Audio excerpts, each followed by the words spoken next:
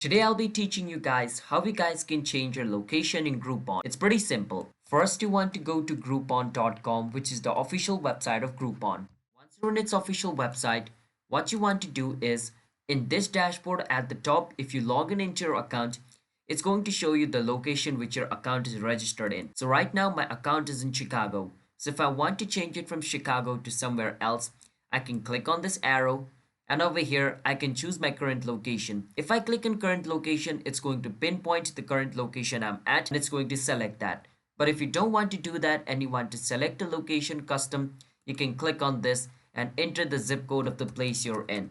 After you enter the zip code, it's going to show you all these different locations.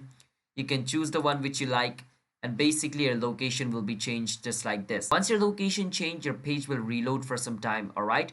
So you need to keep that in mind. After it reloads, it should be done just like this. So that's how we guys can change location in Groupon. If you guys found our video helpful, hit the subscribe to our channel one step.